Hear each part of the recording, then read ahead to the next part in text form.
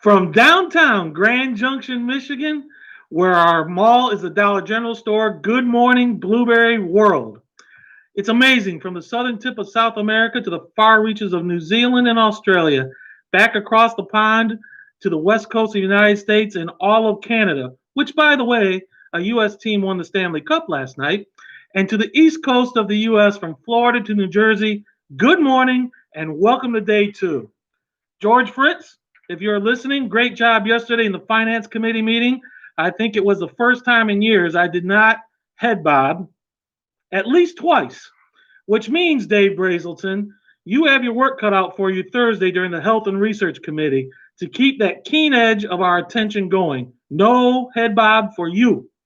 If you missed yesterday's first session with Michael Hyatt talking about vision, please go back and watch it. What a great presentation on the importance of vision.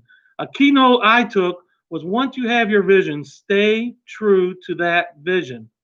And to that point, on day one, right out of the gate, Casey Cromquest mentioned the single biggest point USHBC is appointed to do, and I'm a firm believer in this, and that is drive consumer consumption. Casey has an action-packed day scheduled to discuss just that. Please stay tuned into the Promotion and Export Committee meetings as we discuss action plans to accomplish consumer demand. And then tune into the sessions on data, driving demand, or success in food marketing. And don't you dare spend too much time catching up on emails in the middle of the day and miss the session partnering with the USDA. Finally, the ever-popular Industry Relations Committee. Get involved yourself in helping with the vision of driving demand. I want to thank NatureRite Partners and its growers for sponsoring today's event. MBG Marketing, the Munger Brothers, Hortifruit, and NatureRite Berry Growers. Without this type of support from all the sponsors, these types of programs are very difficult to pull off. I also want to thank Casey and his entire team for pulling this off. A lot of effort, coordination, and planning has gone into this. Okay, speaking of demand, Costco and Todd Eagan, it's a true pleasure and joy to work with Todd today and hear his insights on the future of blueberries. Todd is very passionate about first his family, sports in particular, soccer, and his now LA Chargers. Todd, sorry about that. I know you wish it's still in San Diego.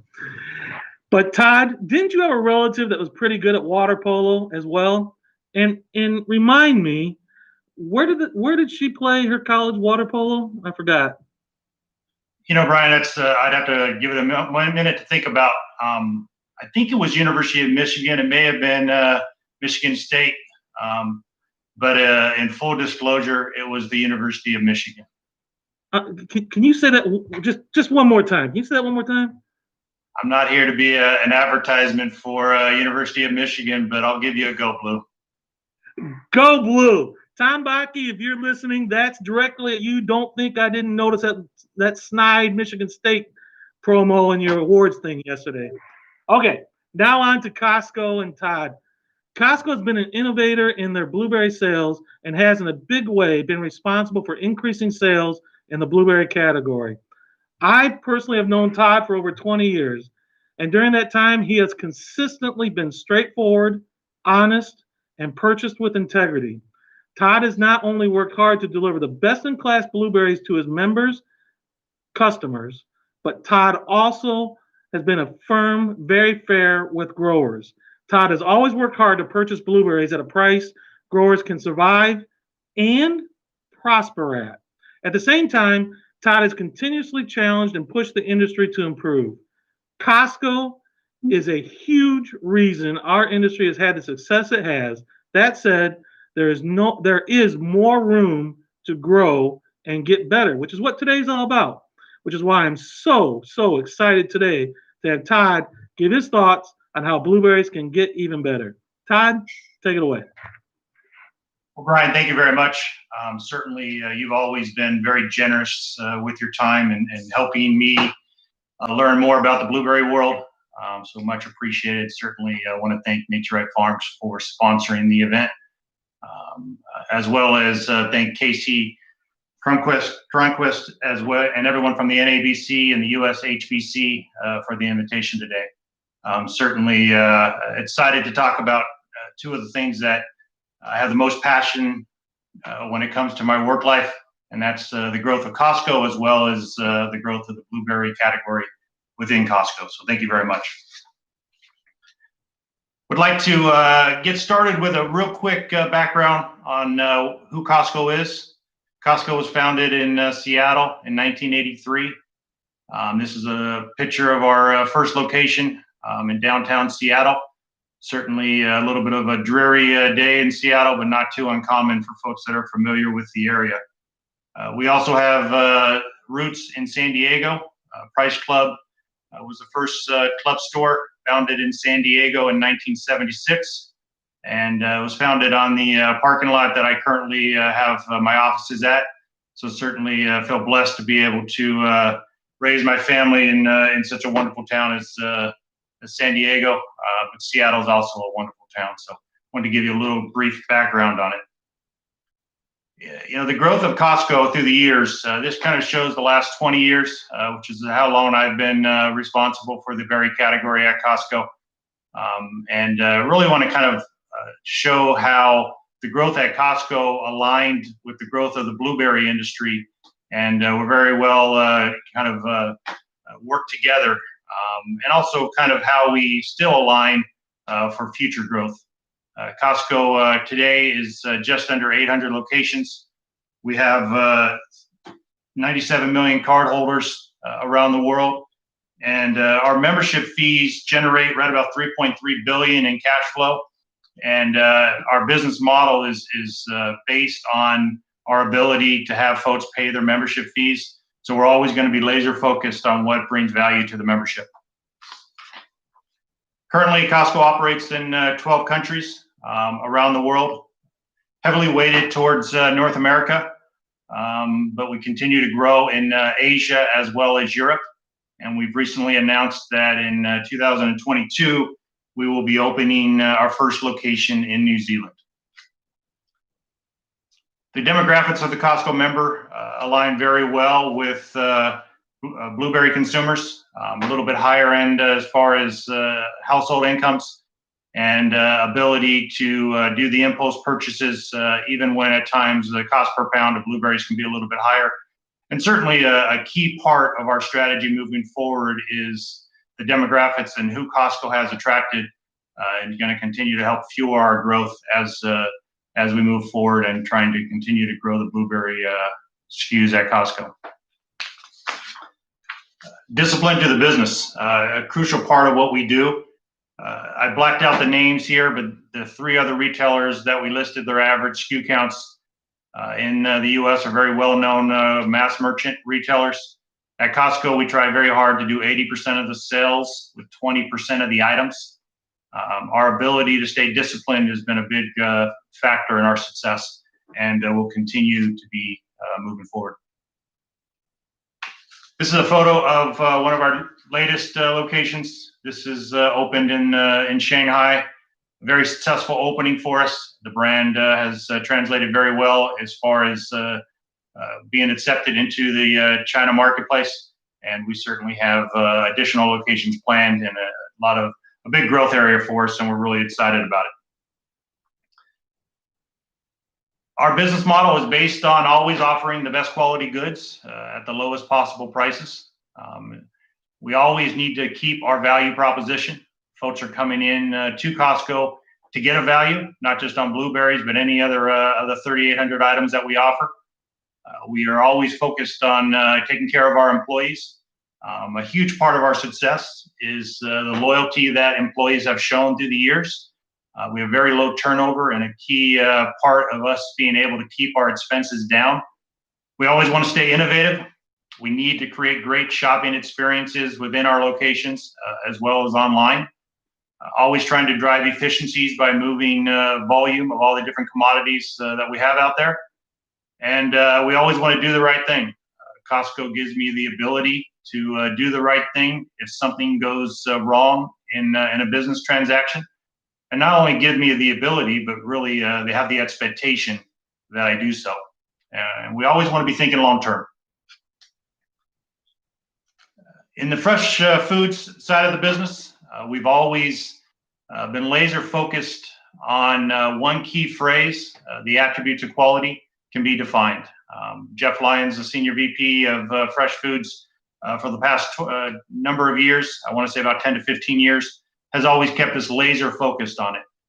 So as Brian kind of alluded to, all of my visits always include tasting the different varieties, understanding the challenges and what is being grown around the world, all for the goal of improving the quality that we have in our buildings. Whether we're tasting strawberries in Spain or we're tasting blueberries in Chile in the early 2000s, we have to define the attributes of quality, figure out who's doing it and how we can get it done, and then put all of our energy towards going after those attributes that make the most sense for our business. A key point here is the attributes of quality are going to change based on your geographic location, based on the market timing, based on the logistics to get to market and your distance from market. All these things are being taken into account and certainly impacting our decisions in the blueberry category as well as all the other categories that we operate in. Wow, there's been a lot of changes as far as the marketplace. Over the past 20 years, we've seen a lot of retail consolidation. Low SKU formats like Costco, as well as Trader Joe's and some other great retailers in the US have continued to gain market share. It's caused some traditional retail to consolidate. That creates some challenges on the supply side because there are fewer large customers. In my opinion, certainly the need for partnerships is more crucial than ever before. Without a partnership and truly understanding both each other's businesses, it can become transactional way too quick. I would much rather focus on how we improve things and making sure that both businesses are healthy than to focus on price. There are better things to focus on. And certainly from my perspective, the consumer and the member is always going to get most of my attention. There's been a big shift as retailers have gained market share. It's caused ideas and technology to flow from the retail through the industry as opposed to from the industry to retail. Certainly something that I've noticed and observed, and that's been an important part of us being able to simplify our supply chain. From the grower side, tremendous work has been done with newer genetics, giving folks the ability to grow blueberries all over the world, which I know I'm saying that to the group that understands it better than I do. That kind of geographic diversity has helped us expand the category and given us year-round supplies, and certainly has helped us globally have blueberries to offer our members around the world. Some pretty humble beginnings as far as our initial pack. This is the pack that we would carry during our domestic season back in 2000 when I first got started. We carry it for about 10 weeks of the year and a whopping 3.6 million in sales. Certainly, we've come a long way since then, and certainly all the work that's been done by the folks on this call are some of the most primary reasons for that happening. I showed this blueberry timeline to kind of give everybody a look backwards on the methodical approach through genetics, through education in the industry, and certainly consumers understanding the health benefits of blueberries. And then by our ability to have geographic diversity through those new genetics that give folks in no chill hour areas the ability to grow and pack high quality blueberries. And then certainly as you look in there on 2010, us having US grown organic in our buildings. In a limited SKU format, every item has to justify its space. And certainly as we introduced organic, it became a big part of our business. And we now have 2 blueberry SKUs year round. And you can see down there in 2020, organics has become a huge part of our business. It's now representing well over 40% of the total blueberry sales. Now that's in terms of dollars, not in pounds, but still very significant. as I said, we've come a long way as far as packaging. In our first test out of South American production, we used to bring up product in the standard 6-ounce clamshell, and then suppliers here would pack them into a 3-pack. That was mainly due to a lot of folks not knowing who Costco was and not wanting to add new packaging. Through the years, we've gotten better, and now we do. We did create an 18-ounce clamshell at some point, and got a lot more efficient. And still our mainstay pack for the majority of the year. I like showing kind of the sales curve in this form. The very bottom sales curve there is in 2000, pretty insignificant as far as the number of weeks. Just 5 years later, in 2005, we started to get a pretty noticeable bell curve during the domestic season as we were able to add earlier southern growing states, California and Florida in particular. By 2005, we started seeing the shoulders in between the North American and the South American season.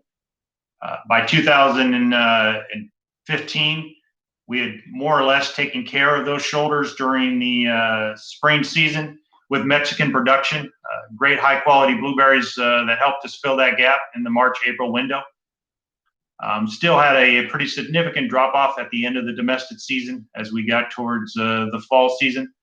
Peru has now stepped in and certainly helped us during that window. It's been great for our business as Costco expanded its locations at the same time that geographic diversity was happening in the blueberry world, has given us the ability to grow the blueberry category and offer great quality blueberries year-round to our members. Here's our 2 mainstay packs. We are going to carry a 2-pound clamshell during the peak domestic season. So let's call that May through July into August. And the rest of the year, we're going to carry an 18-ounce, 510-gram, both conventional and organic, as far as both SKUs are going to be in similar packs for most of the season. We've hinted at it a little bit and talked a little bit about the shifting demand. We've grown the business through our expansion as Costco and also through geographic diversity and then introduction of organic. But organic continues to take a bigger piece of the pie and huge part of what our plan is and strategy moving forward. Very significant part of our business, as you can see by the chart there. To be introduced in 2008 and to see the growth at where we're at today is pretty significant and a testament to all the work that all the growers are doing around the world. So here it is over 20 years. And it's like I talked about, the expansion of Costco aligning with the expansion of blueberries being grown throughout the world. The key part here that I would point out is if you notice the last 2 years, our sales have been down as far as dollar sales on conventionally grown blueberries. That adds a whole nother layer of complexity, certainly puts some pressure on some of our relationships and longstanding partners on conventionally grown blueberries. Now, a lot of that drop off in dollar sales has been through deflation, which I guess is certainly as supplies have improved, we would expect some of that. But also a lot of that is due to losing sales to our organic blueberry SKU. Continue to experience just tremendous growth on organics. And a lot of that has to do with year-round supplies, but also due to the quality and the demand of the Costco member, which we talked about a little bit real briefly on the demographics, but it's a key part of why we've been so successful, not just in blueberries, but also on organic blueberries. So putting it all together, you can see there that 2017, 2018, and 2019, the sales curve has slowed a little bit. Like I said, some of that's deflation. Some of that's having been up against 52 weeks a year from the prior year. Now it's our job to figure out how are we going to grow it moving forward?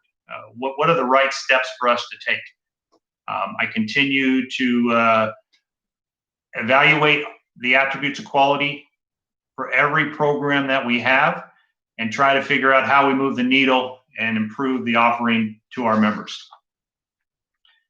This shows the 52 weeks a year and when we had full supply. 2018 was the first year we had 52-week supplies of organic blueberries. If you look strictly at the organic bell curve, you would still see a little bit of shoulders between the North American and South American seasons. It has gotten better, but for the most part, we're going to have to figure out really what our members are looking for the next 10 years. And organics is going to be a huge part of that growth. As I just mentioned, within the next 5 years, I would expect our organic dollar sales to be equal to the conventional sales, if not surpassing it.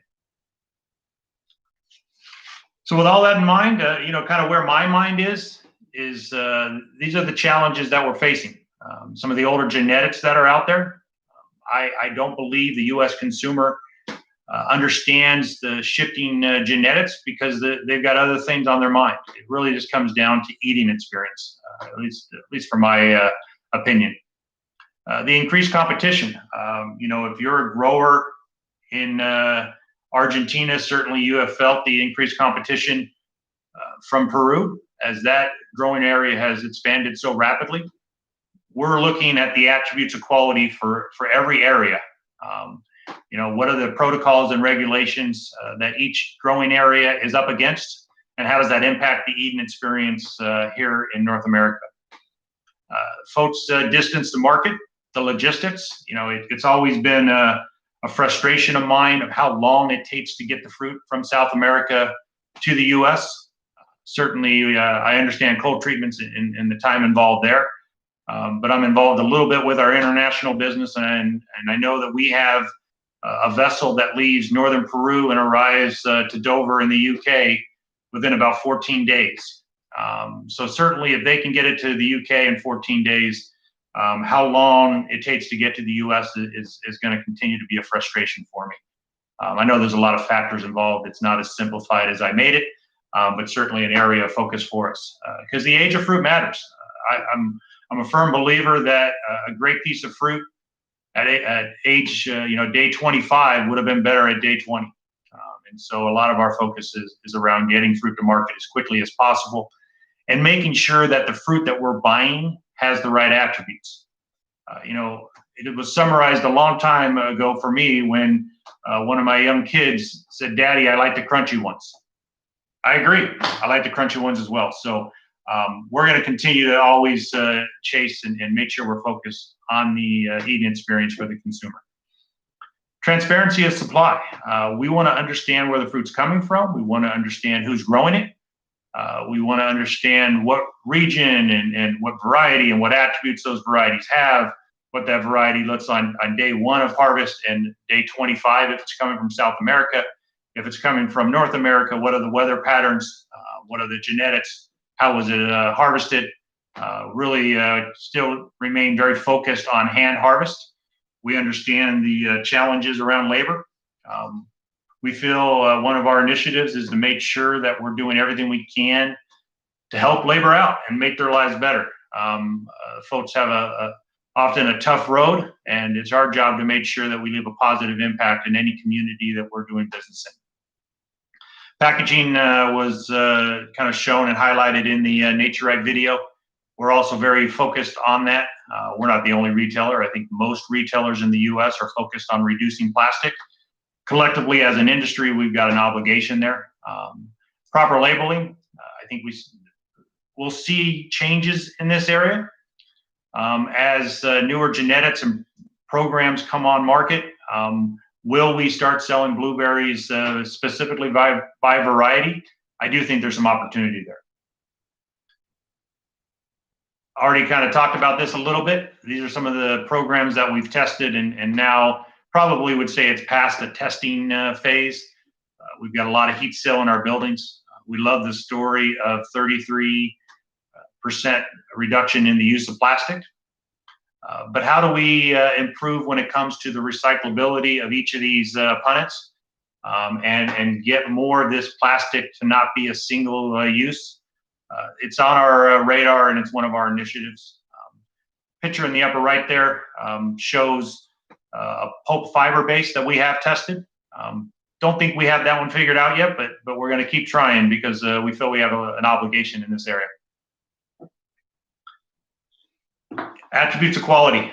We have to simplify the supply chain. We have to understand where the product's coming from, understand kind of what each grower in each region is up against, understand the genetics that are available, and we're going to do everything we can to get the best genetics from the best farms throughout the world. We need best practices. I think we all kind of recognize that now that's a necessary step in kind of the cost of admission. We're going to always be focused on the harvesting practices.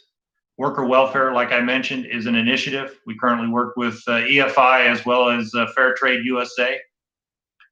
It's not a mandate, but it is certainly something that we expect to have conversations with and understand what each of you are going to be doing in this area moving forward. And then logistics, I listed it again, just again, because of my frustration. Anyone that does business with Costco today understands how focused I am on finding better ways to get fruit to market as quickly as possible. From the market and demand side, we're going to stay focused on consumer. Organics are going to continue to play a bigger part of our business. And not just because that's what Costco wants or what I want, because our members are demanding it. At some point, we're here to fill that demand, not to shape it necessarily, but certainly we're going to continue. I expect organics to continue to grow within the walls of Costco. The attention to detail, best packaging, certainly standard operating procedures. We need to be able to verify it. Our goal every day is to set programs that we understand, that have complete transparency, that are chasing quality. Understand what each of the folks on the other side of the desk are up against. Find ways to ensure profitability, pay you a price that you can make money on, but at the same time, keep Costco competitive. If we're not of value and we lose that value proposition within the walls of Costco, we will struggle moving forward. So those are all the different things that we're kind of laser focused on and where we're heading. We need to define the attributes of quality. We need to verify them once they're in market. Things like pressure testing.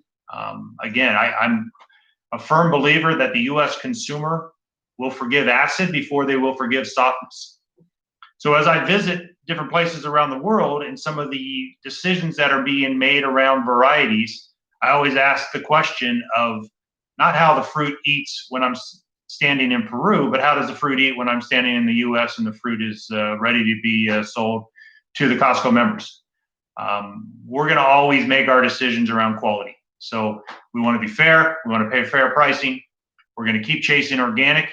But if you ever wonder where my mind is, it's all going to be around how do we improve the eating experience for our members. I've been really impressed with some of the newer genetics, and seeing the success of high flavored grapes, whether it's cotton candy or some of the other newer genetics. It's really resonating with the Costco member. They're willing to pay a premium for premium fruit. And some of the genetic programs that are kind of in their infancy stage, I see that as one of the big growth areas and growth tools for Costco moving forward, is to keep steering our business towards the better eating genetics, towards better quality of organics. And if we're going to make decisions, if someone's going to bring a new program to Costco, it's got to improve what we currently have. If not, we're going to stay loyal and stick with the programs we have.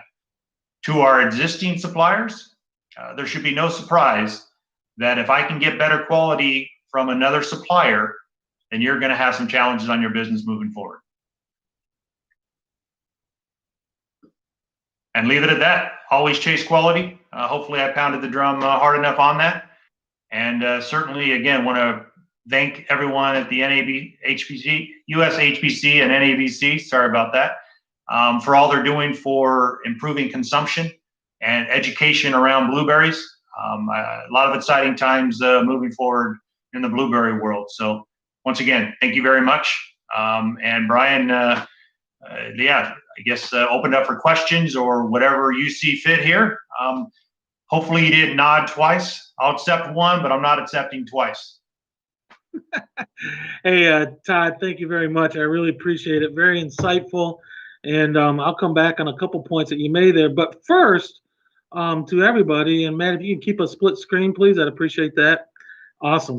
Um, Today, I also have the honor of awarding the Alex Weatherby Award. This honor recognizes those who have made outstanding contributions to the industry in the areas of marketing and promotion. The award is named after the late Alex Weatherby, a good friend of mine. The award, one of the founders of NABC and a blueberry marketer in New Jersey who was and is respected industry wide. For all those reasons I mentioned at the beginning of the session, and I can think of no one more deserving than this distinguished award than Costco. Costco has been a true innovator at retail, a true promoter of blueberries, driven growth, and most importantly to us, the grower, a proponent of grower profits. They always, as you heard Todd mention, he's going to hunt for the best. He's going to want to be right in the marketplace, but he truly is concerned about the grower being successful. So that said, it's my pleasure to award you, Todd, on behalf of Costco, with the NABC 2021 Alex Weatherby Award. Thank you, Todd, for receiving this on behalf of Costco. Appreciate that, Brian, Todd, and everything you do. On behalf of Costco, thank you very much. We truly appreciate that, and I look forward to sharing this with the buying team up in Seattle. That plays a role in making sure that we have the right quality products in our buildings, that we're sending the right amount to each of the locations. I mean, there's so many different folks up in Seattle that truly help us with that last mile of execution. So I look forward to sharing it with them, and thank you very much. You're welcome. So I think we have a few minutes, Todd, before the session ends. And with that, I think I'll hit you with a few Q&A questions that have come across and some that may be out there that didn't get sent over, but I'm sure is on people's minds. But first, well, let me stop you real quick, Brian. If you're going to ask me a question about the Los Angeles Chargers, that's off the table, please. I mean, it hurts. It hurts, although the losses hurt a little bit less now that they're in LA. But any other question, I'm open to. Todd, I'll cut you a break on the Chargers. No problem. And your Padres are in the playoffs, so there you go. You got a San Diego team to root for yet. They are. Hey, you had a slide on there, and I want to make sure that everybody's listening. If you didn't take notes or you didn't catch it, I want to make sure that everybody caught this one slide. You know, in search of and what I'll call the perfect blueberry, which I don't know if we'll ever get there, but Todd mentioned 6 things that are really, really important. I want to make sure everybody catches this. He said texture, he said flavor, he said size, he said appearance.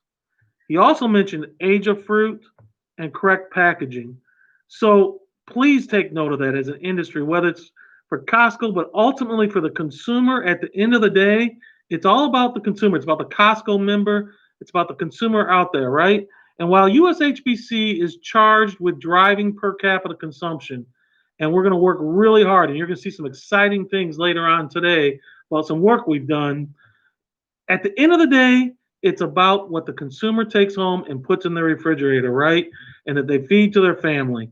And they're either great joy in what they purchased or their disappointment in what they purchased. And so one of the reasons that I'm so glad Todd joined us today and talked about this topic is because he and Costco are constantly on that mission. And those 6 things I just mentioned to you, please make sure you write down, because that should be your goal on your farm. You know, he mentioned best farmer, he mentioned best grower, he mentioned best horticultural practices, he mentioned genetics, but it really boils down to those 6 points: texture, flavor, size, appearance, age of fruit, and correct packaging. So with that said, Todd, I do have a couple questions for you because I think we got about 5 minutes maybe here. You chatted a lot about quality blueberries today, obviously, but what, if anything, in your mind, can the industry, through a promotion and marketing industry like USHBC, do to better drive consumer consumption through promotions? With COVID-19 and everything that's going on right now, Todd, in your mind, what can USHBC do to help you help drive per capita consumption? You know, certainly we've talked about it a little bit, but the different promotions and getting education to the consumer as direct as possible. In this day and age, things have changed a lot. So a lot of the programs that the US HBC and NABC have worked on of really educating the consumer and finding ways to get consumption, getting folks to basically eat blueberries, right? I mean, and so you look at some of the shifts in retail with COVID. We have a lot of our members that don't want to necessarily get in their car and go fight the traffic at a Costco. So they're using other avenues like Instacart or different ways to get the product. So I think the direct to consumer is going to play a bigger role. And I think a lot of the programs and promotions that have already been worked on are awesome. I think a lot of the growth, let's say in the early 2000s, came from what I call the Oprah effect or the Dr. Oz effect, where folks started being educated and realizing the health benefits of blueberries. Blueberries are at that point now where they're always in the fridge of a lot of households. Certainly, we can increase the per capita consumption, but certainly I know in my house, we're always going to have blueberries in the fridge due to the health benefits, but even more importantly, due to the eating experience. There's a lot of other healthy, let's say, fruits and vegetables out there that maybe I don't consume on a regular basis because it doesn't give me the eating experience, where I think blueberries, it's a pretty easy sell. Once consumers eat a blueberry, a great quality blueberry, I think it's the next purchase is already pretty much predetermined. Hey, I appreciate that, Todd. Thank you very much.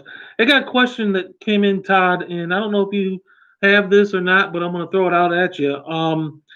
Can you talk a little bit about frozen and dried consumption at Costco, and during COVID, pre-COVID, and maybe some projections on frozen and dried versus fresh? Have you seen increases, decreases in specifically blueberries?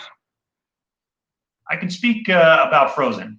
Frozen, the IQF market continues to be a huge part of our business. Our freezer buyers are always looking to improve the offering. It is a Kirkland Signature, which is our in-house private label that we do an IQF blueberry offering in, and tremendous growth in the area and in the category. It doesn't show any signs of slowing. I'm not as familiar with the dried blueberries. I know we've offered them from time to time. I couldn't even actually talk if it's a current regular SKU or not.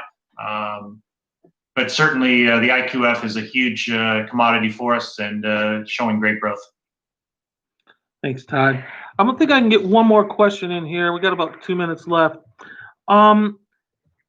Quickly, where in your mind does Costco see the berry category over the next 5 years? Do you see it growing? Have we plateaued? Do you think there's more room to grow? And I'm talking about total berry category, conventional and organic. And then specifically, where do you see blueberries inside of that over the next 5 years?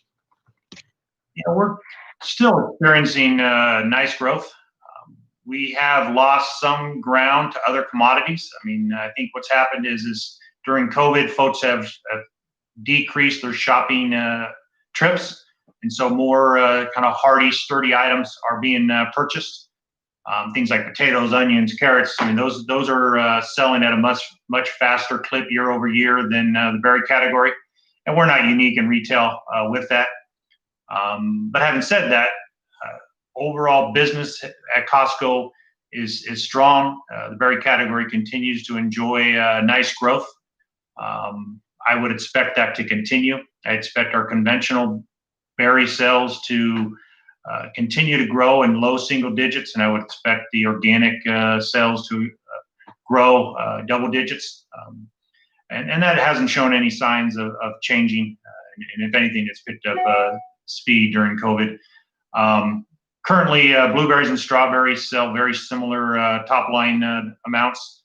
Blueberries slightly nudged out, outsold strawberries our last fiscal year, which just ended about 4 weeks ago. But both are selling tremendously. Now the concern is do we have enough commitments out there during this imported season to meet the current demand? Because the last thing I want to do is commit to a product that I can't take once it hits the U.S. And so that's our current kind of shift in focus and making sure that we've got enough coming. And yeah, I continue to see a lot of runway ahead for the blueberry category. Well, hey, Todd, I so appreciate your time today. Thank you for spending it with us. Thank you, Casey, CromQuest, and USHPC, and NatureRite for sponsoring this event today. Thanks, Todd. Thank you, guys, and hope the rest of your meetings go great. Thank you.